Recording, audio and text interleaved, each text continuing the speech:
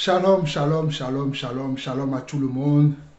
Pour ceux qui me connaissent, ceux qui ne me connaissent pas, je suis le serviteur Jean-Paul Lawson. Et pour ceux qui me connaissent de près, je suis l'apôtre Jean-Paul Lawson. Je viens encore vous réveiller encore. Vous, les chrétiens, vous les croyants, vous les fréquenteurs d'église qui n'ont pas de connaissance du comportement d'un véritable serviteur de Dieu. Je viens vous éclairer encore. Parce que nous disons que le travail que fait ce monsieur qu'on appelle le chocolat des filles au Gabon, Dieu est capable de susciter tout le monde pour défendre sa cause. Comment il le fait, moi, ça ne concerne que lui et Dieu. Moi, ce qui me concerne, moi, c'est de vous réveiller également. Parce que ce qu'il fait, c'est pour vous réveiller, vous qui dormez, vous qui ne comprenez pas comment Dieu agit, vous qui ne connaissez pas votre Dieu. Parce que nous aussi, nous connaissons Dieu. Nous aussi, nous étions dans ce système-là et Dieu nous a sortis de là afin que nous soyons aussi des témoins, afin que nous soyons également des témoins de la vérité pour parler de la vérité. Donc, je viens pour témoigner de la vérité. Je viens pour parler de la vérité qui est dans la Bible. Je viens pour parler de la vérité qui est dans la Sainte Bible, qui est dans la Bible, qui est écrit par les personnes que Dieu a choisies. La Bible, ce sont les personnes que Dieu a choisies véritablement. Ce sont eux qui les ont écrits.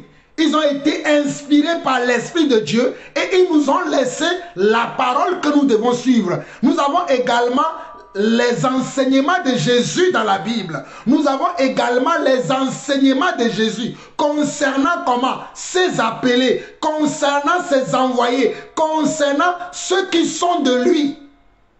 Comment nous pouvons reconnaître ceux qui sont de lui? Jésus en a parlé dans la parole. Il en a parlé dans la Bible. Donc on ne peut pas suivre n'importe qui parce que ce n'importe qui là parle de Jésus, parle de Dieu. Il vend des choses dans son assemblée. Il vend des choses dans son église. Il vend de l'eau. Il vend de l'huile. Il vend des prières. Il vend des miracles que nous devons suivre ces gens-là. Et comme d'habitude, aujourd'hui, je vais vous lire encore 3 passages. Aujourd'hui, je vais vous lire encore 3 passages. Apprenez à connaître la Bible. Apprenez à connaître la Bible. Si vous connaissez la parole de Dieu, si vous connaissez votre Dieu, personne ne pourra vous tromper. Ces églises-là, dans lesquelles on vend comment? On vend la parole de Dieu, on vend les miracles, on vend la prière, on vend les livres, on vend de l'huile, on vend tout dans ces églises-là. Vous ne serez pas à la merci de ces personnes-là si vous connaissez la parole. Prenez le temps de connaître la parole.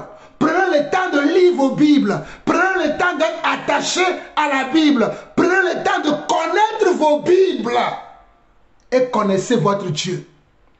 Voilà pourquoi Dieu dit dans Osée 4:6, mon peuple périt parce qu'il lui manque de la connaissance. Et quand nous vous donnons de la connaissance, vous refusez la connaissance. Parce que dans la suite de ce verset, il est dit que le peuple rejette également la connaissance.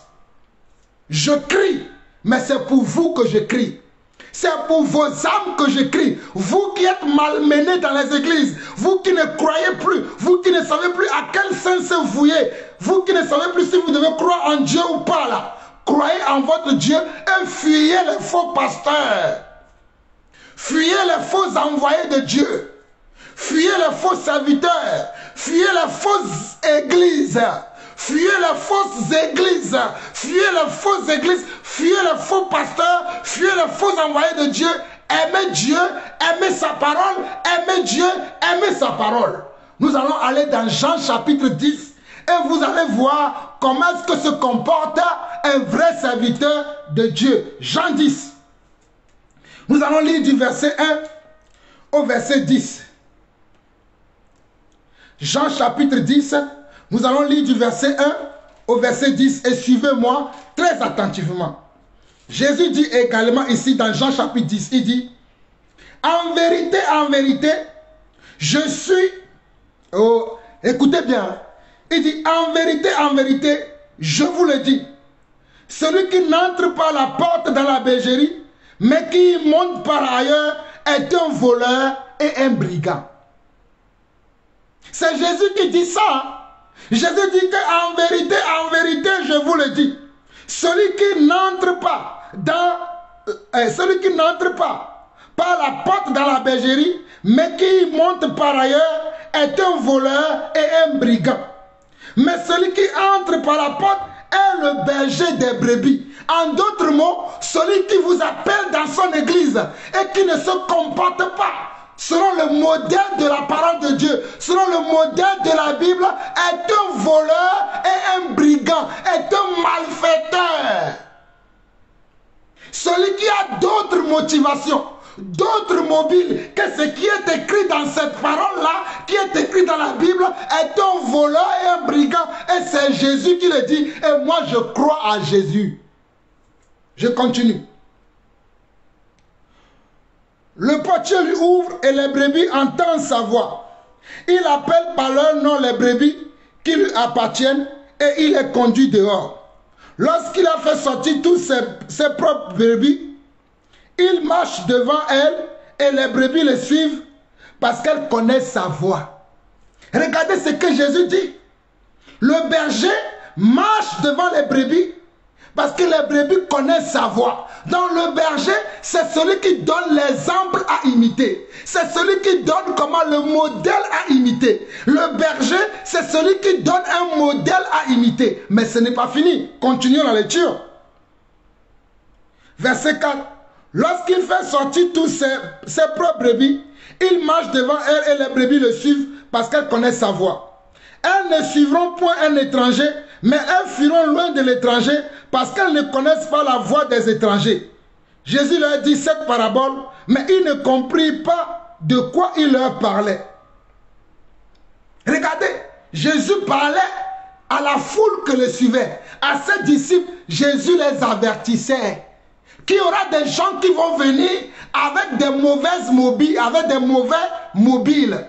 Il y aura des gens qui seront comment? Des faux. Il y aura des gens qui seront des malfaiteurs. Il y aura des gens qui vont venir pour vous dire qu'ils sont des bergers. C'est-à-dire qu'ils sont des apôtres, ils sont des prophètes, ils sont des évangélistes, ils sont des pasteurs ou des enseignants, mais ce sont des voleurs. Parce que leur but sera de vous comment? De vous aliéner, de vous abrutir, de vous dépouiller, de vous voler. Mais leur but ne sera pas de vous faire du bien. Ils sont là pour vous voler. Voilà pourquoi ils vendent des prières, ils vendent de l'eau, ils vendent comment? Ils vendent des miracles. Ils font la publicité pour des miracles dans leurs assemblées pour vous attirer. Et vous aussi, au lieu de faire confiance à Dieu, vous les suivez comment? Dans leur publicité mensongère, les publicités de fausses miracles, et vous les suivez.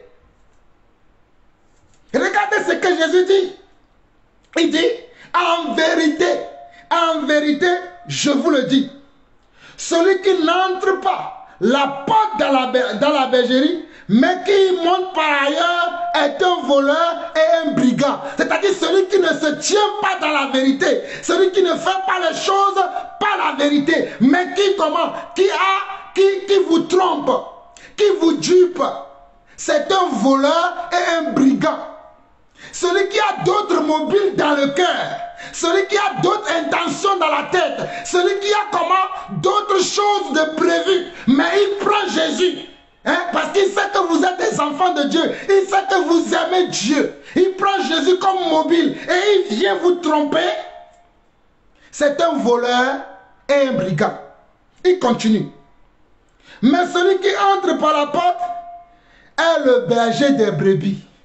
Celui qui entre par la porte, c'est-à-dire celui qui dit la vérité, celui qui se maintient dans la parole, celui qui suit le modèle de Jésus, c'est lui le bon berger. Je continue.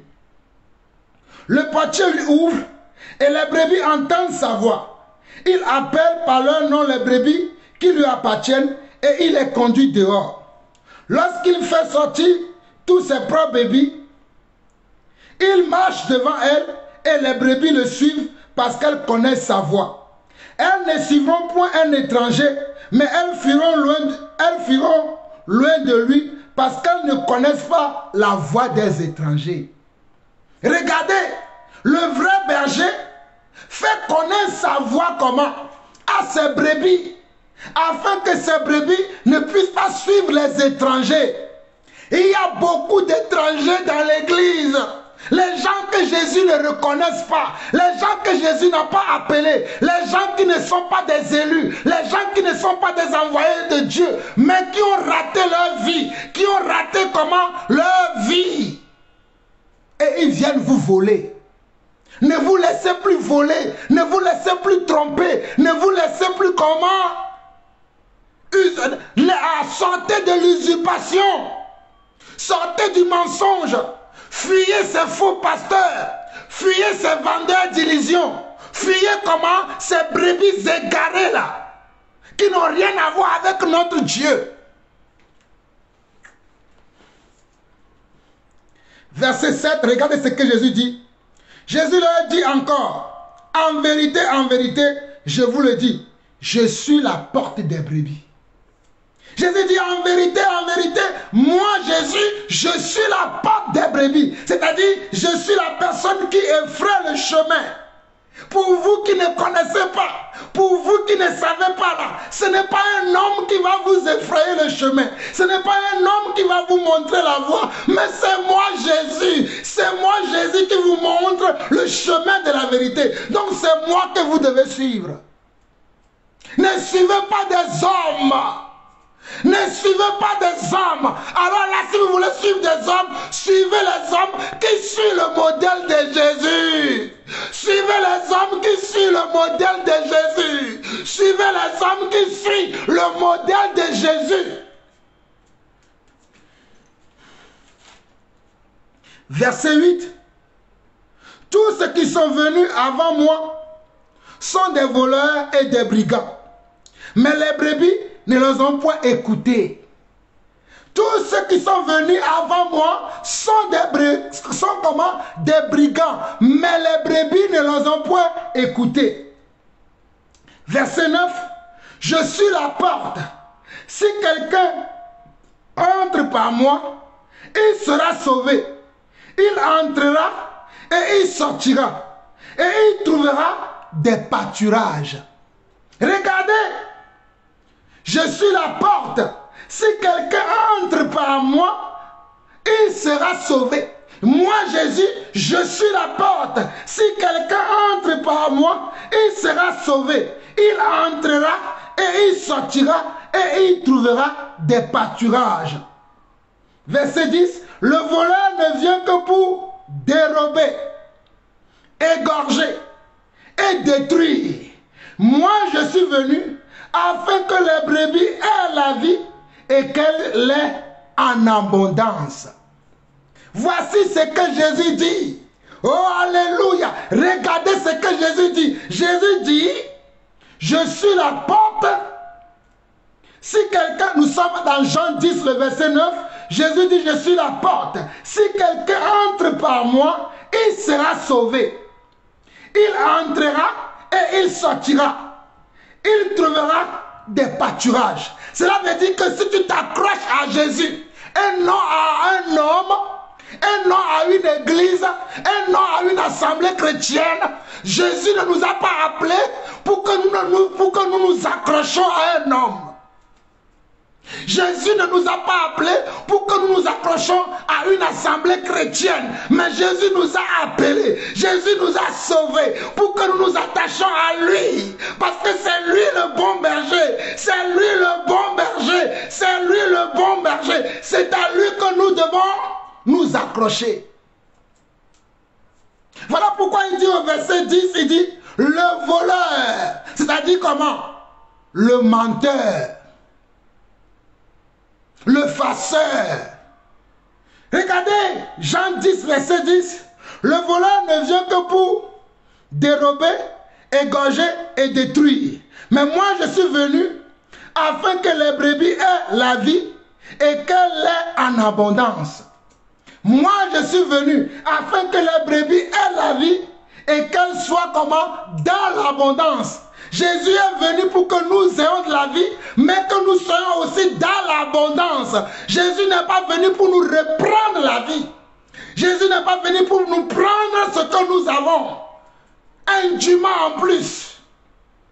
Jésus n'est pas venu pour nous voler, pour nous tricher. Il est venu plutôt comment? Pour nous faire du bien. Voilà pourquoi il a dit, si quelqu'un entre par moi, il entrera, il sortira. C'est-à-dire tu pourras faire des allers-retours comme tu veux si tu es réellement avec Jésus. Et rien ne pourra te toucher, rien ne pourra te faire tomber.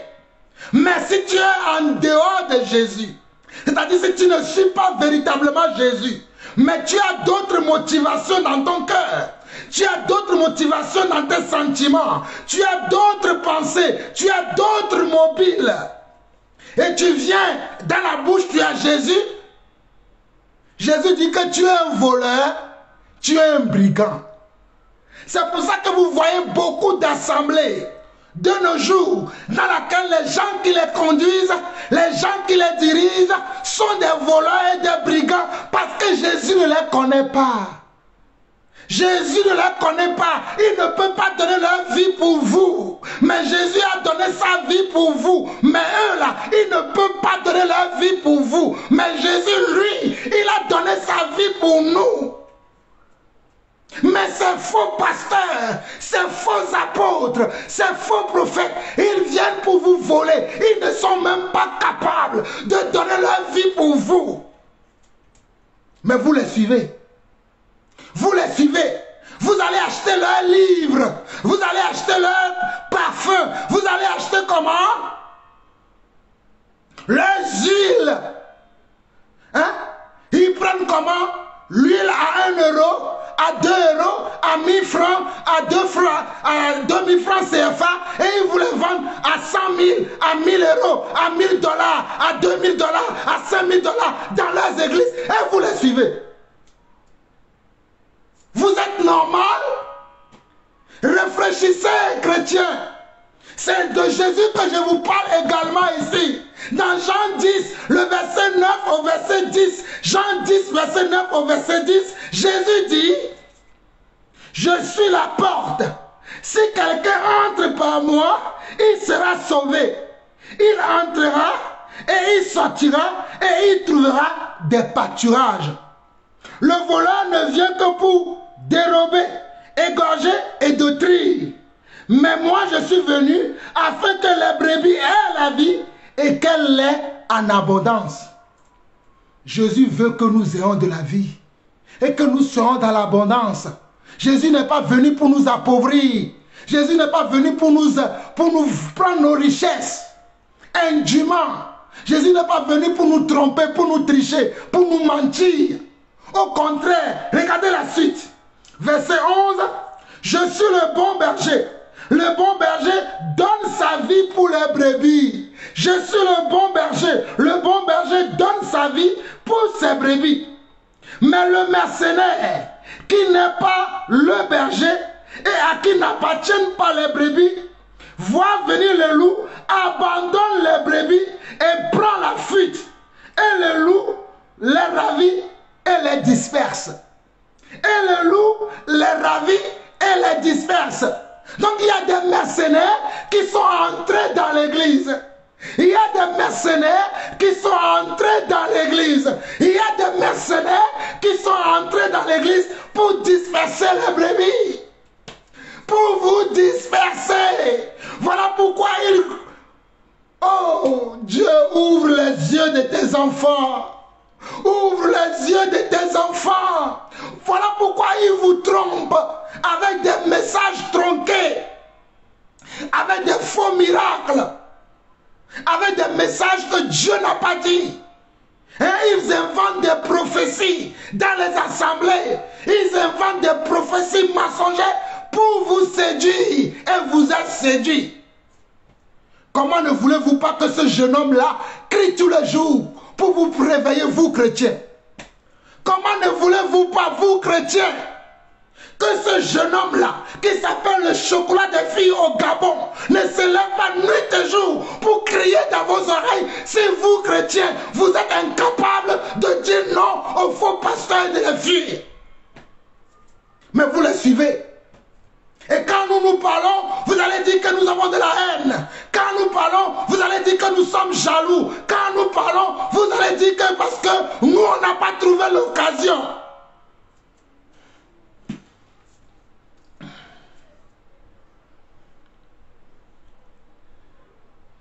Je lis le verset 11 au verset 13 et je vais lire un autre passage pour finir. Je suis le bon berger. Nous sommes dans Jean 10, verset 11 à 13. Je suis le bon berger. Le bon berger donne sa vie pour ses brebis. Mais le mercenaire, qui n'est pas le berger et à qui n'appartiennent pas les brebis, voit venir le loup, abandonne les brebis. Regardez ce que Jésus dit. Le mercenaire, à qui n'appartiennent pas les brebis, voit le loup venir. Il abandonne les brebis dans les mains du loup parce que c'est un mercenaire. Et la plupart des pasteurs, la plupart des prophètes, la plupart des apôtres, la plupart des églises, il n'y a que des mercenaires qui les conduisent. Ce ne sont pas des bons bergers, ce sont des mercenaires.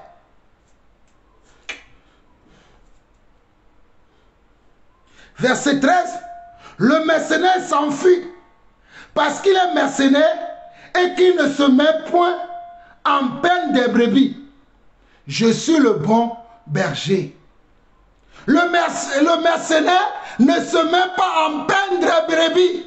Si les brebis sont en bonne santé, ça ne regarde pas le mercenaire. Si les brebis ont mangé aujourd'hui, le mercenaire s'en fiche. Si les brebis ont de quoi satisfaire leurs besoins, le mercenaire ne se pose même pas cette question. Ce qu'il veut là, c'est de ravir. C'est de ravir. C'est de remplir ses poches. C'est de remplir ses poches. Mais il ne se comment? Il ne se préoccupe pas de la bonne santé des brebis. Il ne se préoccupe pas du bien-être des brebis. Il ne se préoccupe pas. Oh, Baya. Seigneur, délivre ses enfants. Il ne se préoccupe pas. Il n'a même pas cette intention-là. Ce qu'il veut, c'est de te dépouiller. Matthieu 7 pour finir aujourd'hui. Matthieu 7. Oh, alléluia. Ouvrez les yeux chrétiens. Matthieu 7. Verset 15 au verset 21. Matthieu 7, verset 15, on peut même lire à partir du verset 13 au verset 21 rapidement.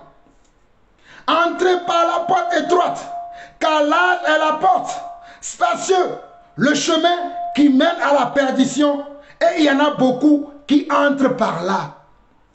Regardez, entrez par la porte étroite, car large et spacieuse est le chemin qui mène à la perdition. Et il y en a beaucoup qui entrent par là. Mais étroite est la porte, resserrée, le chemin qui mène à la vie, il y en a peu qui les trouvent. Le chemin qui mène à la vie, là, il y en a peu qui les trouvent. Le chemin qui mène à la vie, il y en a peu qui les trouvent. Le chemin qui mène à la vie, il y en a peu qui les trouvent. Si vous voulez la vie, la Bible, Jésus dit que le chemin qui mène à la vie, il n'y a pas de nombreuses personnes qui trouvent ce chemin. Il n'y a pas une foule de personnes sur ce chemin.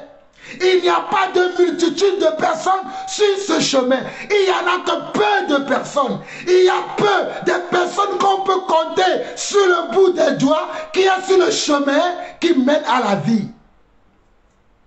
Voilà pourquoi ces pasteurs, ces prophètes, ces faux apôtres, ces faux pasteurs, ces faux évangélistes, ces faux docteurs-là vous racontent des choses qui ne tiennent pas debout dans leurs assemblées pour vous attirer. Et Jésus vous prévient dans le verset 15 jusqu'au verset 21 de Matthieu 7, Jésus vous prévient. Ce que Chocolat des filles fait là, Jésus nous a déjà prévenu. Moi, je ne viens que vous rappeler ce que Jésus nous a déjà dit. Il dit verset 15, gardez-vous des faux prophètes. Ils viennent à vous en vêtements de brebis, mais au-dedans ce sont des loups ravisseurs. Regardez, gardez-vous des faux prophètes. Ils viennent à vous en vêtements de brebis, mais au-dedans, ce sont des loups ravisseurs. Vous les reconnaîtrez à leurs fruits. Vous les reconnaîtrez à leurs fruits. Cueille-t-on des raisins sur des épines ou des figues sur des chardons? Tout bon arbre porte de bons fruits, mais le mauvais arbre porte de mauvais fruits. Un bon arbre ne peut porter de mauvais fruits, ou un mauvais arbre ne peut porter de bons fruits. Tout arbre qui ne porte pas de bons fruits est coupé et jeté au feu. C'est donc à leurs fruits que vous les reconnaîtrez. C'est donc à leurs fruits. Quand on dit c'est donc à leurs fruits que vous les reconnaîtrez là, cela ne veut pas dire c'est donc à leur richesse que vous allez les reconnaître. Ce n'est pas non plus donc à leur beau parleur que vous allez les reconnaître. Mais ce n'est pas leur comportement. Ce n'est pas leurs attitudes. Ce n'est pas leur manière que vous allez reconnaître que ceux-là, ce ne sont pas des envoyés de Dieu. Ce sont des faux serviteurs de Dieu. Ce sont des faux prophètes. Ce sont des faux apôtres. Ce sont des faux pasteurs. Voilà pourquoi la Bible, Jésus lui-même, de sa propre bouche, il nous a prévenus dans Matthieu chapitre 7, verset 15 au verset 21. Il dit, gardez-vous des faux prophètes. Gardez-vous veut dire, faites attention. Ne soyez pas leurs fidèles. Fuyez les faux prophètes. Les faux prophètes ne sont pas vos amis. Les faux prophètes ne sont pas vos frères. Les faux prophètes ne sont pas vos serviteurs. Les faux apôtres, les faux prophètes ne sont pas vos serviteurs. Ils sont venus pour détruire vos vies. Et Jésus vous dit, fuyez-les. Gardez-vous veut dire, fuyez-les. Gardez-vous veut dire, fuyez-les. Regardez, il continue, il dit, vous les reconnaîtrez, verset 16, vous les reconnaîtrez à leurs fruits. Cueille-t-on des raisins sur les épines ou des figues sur des chardons? Tout bon arbre porte de bons fruits, mais le mauvais arbre porte de mauvais fruits. Vous les chrétiens là, qui ne sont pas enseignés, vous les croyants, qui sont mal enseignés, quand nous dénonçons ces choses, vous dites que non, on a dit ne jugez pas là. C'est dans la même Bible que Jésus dit que un bon arbre porte de bons fruits. C'est-à-dire une belle personne, une bonne personne, une personne qui a de vrais comment, de vrais enseignements, une personne qui a les vraies valeurs de Dieu, se comportera aussi de la bonne manière des valeurs qu'il a à l'intérieur de lui. Une personne qui a la vraie connaissance de Dieu aura la bonne attitude de la bonne connaissance qu'il a de Dieu également. Mais s'il se comporte d'une manière contraire à la parole, cela veut dire que c'est un faux. Et nous devons le dire. Pourquoi vous ne voulez pas accepter ça? Nous devons le dire. Si la personne est faux, nous devons dire que c'est un faux. C'est aussi simple que cela. Quelqu'un qui est faux, on doit dire qu'il est faux.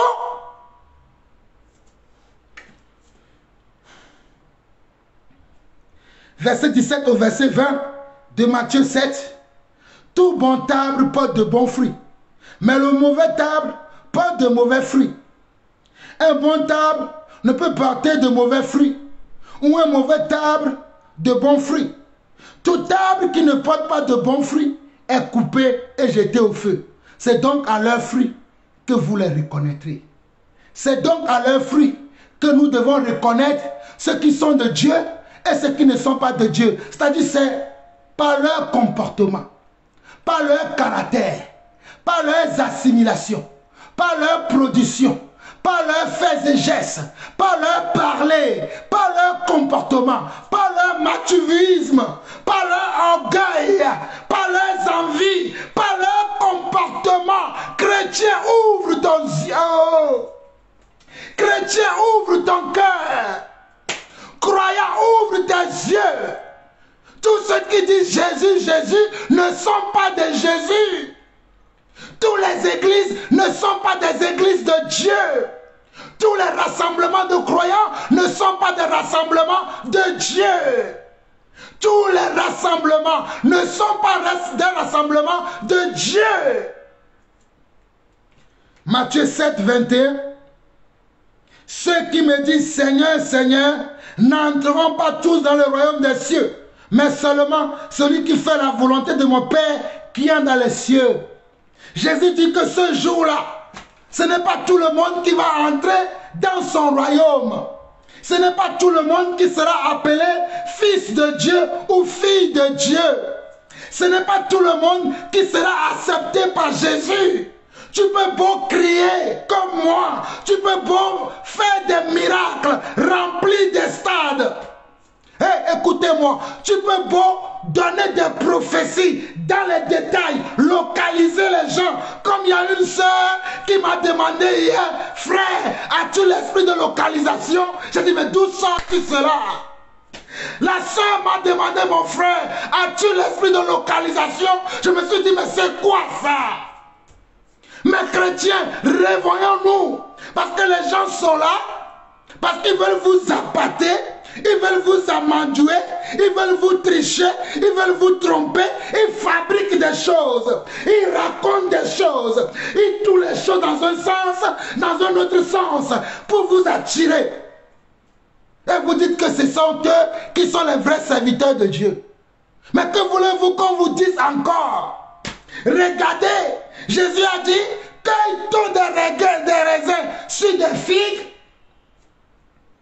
C'est donc à leurs fruits que vous les reconnaîtrez.